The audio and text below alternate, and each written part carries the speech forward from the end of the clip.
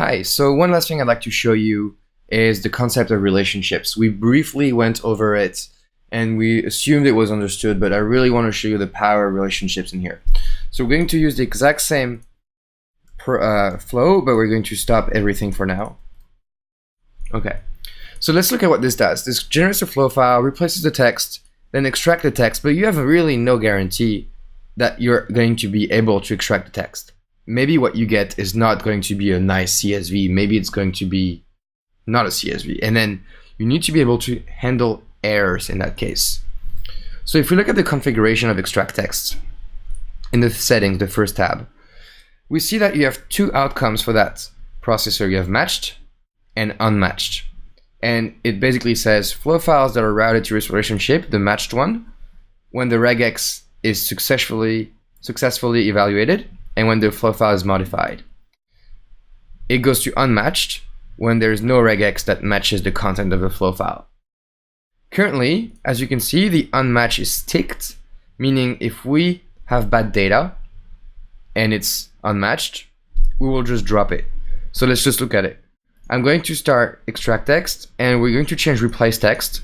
And instead of doing ABCD, we're just going to say ABC. We expected 3 commas, now we have 2. So let's see what happens.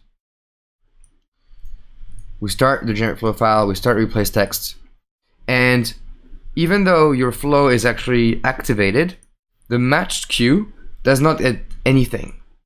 It's because the extract text does not match your elements, but you don't know it, you don't really see it. So something you could do is add a processor right here, and we're just going to say log attribute. It's just a dummy processor, it could be anything. But now we're going to stop this one. We're going to route extract text to log attributes for relationship unmatched. Now what happens is that if I launch the extract text right here, we see that because it was bad data, it goes into the unmatched flow and not the matched one.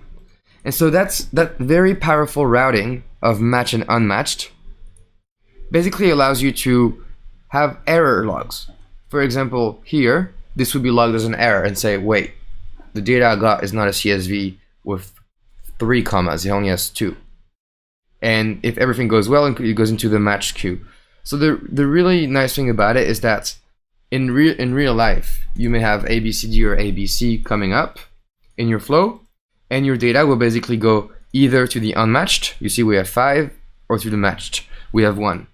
And every of these processors usually has a lot of outcomes you can get.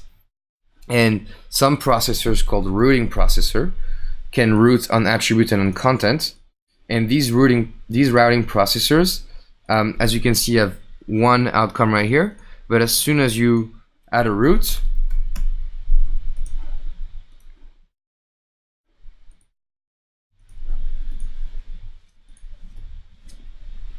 oh, so I need to add a route. I don't know why it didn't get saved. Test, just all dummy. We apply, and as soon as we add a route, we see we can have a new connection here, and so on. So if I have 5 routes, or 3, just to make it quicker, and apply, as you can see now, we have 3 ways of connecting this processor to other processors, and we can start branching out just the way we did it here. So that's it. Now you know everything there is to know about NiFi to get started and start building some very interesting flows. I hope this course was really helpful to you, and I will see you on the forum. Thanks.